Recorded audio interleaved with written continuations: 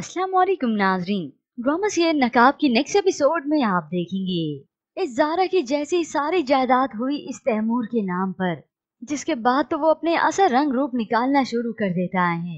मगर ऐसे में इन्हें खबर भी नहीं होती कि आहद की वालदा को सब कुछ मालूम हो चुका है, बल्कि आहद और लैला को भी मालूम है। ईमान जो कि कराची पेपर्स देने के लिए आई है, टैक्सी के इंतजार में बैठे हैं। वालिद आगे चले गए ढूंढने के लिए, तो इधर अचानक से ईमान को नजर आता है ये आहद, जो कि गरीबों में खाना तकसीम कर रहा था। उसी वक्त वो अपने हाथों से ईमान को भी खाना देता है। उसे देखकर तो ईमान की आंखें भर आती हैं और आहद के चले जाने के बाद ईमान बहुत रोती है। जबकि व्यूवर्स दूसरी जानिब आप देखेंगे, तैमूर ने अचानक से ज़ारा को कहा पैकिंग करने का। ज़ारा तो हैरान रह जाती है कि हमारी फ्लाइट तो 1 महीने की बाद की है ना। तो तैमूर भी कह देता है कि 1 महीने बाद आ जाना तुम, और उसी वक्त उसका पासपोर्ट उसके मुंह पे दे मारता है। तैमूर की ये हरकत देखकर तो ज़ारा हक्की बक्की रह जाती है कि पहले तैमूर ठीक से बात नहीं करता था, लेकिन अब इस तरह से मुझे टॉर्चर करेगा। यूं ज़ारा मजबूर हो गई और साथ चलती है।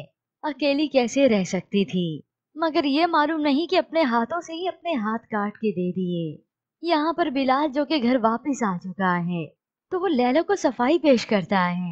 तैमूर भाई अपना गुनाह छुपाने के लिए मेरे बारे में आहद का दिमाग खराब कर रहे हैं। मेरा तो ईमान से सिर्फ हमदर्दी और दोस्ती का ही ताल्लुक है।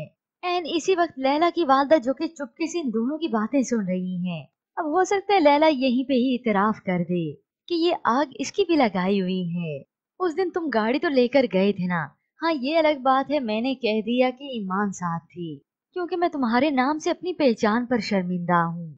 तुम वो खत्म कर दो प्लीज, तो मैं सबकी हो सकता है गलत फहमी भी खत्म कर दूं।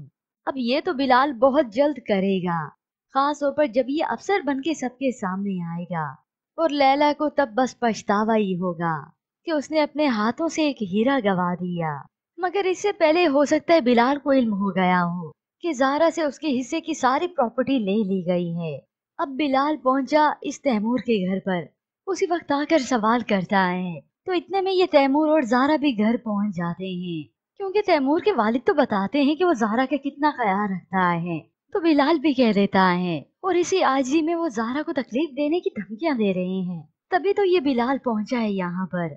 अब देखते ही देखते तैमूर और बिलाल की तकरार होने लगी, तो ये ज़ारा बिलाल को ही खामोश करवाती है, जज्बाती होती है।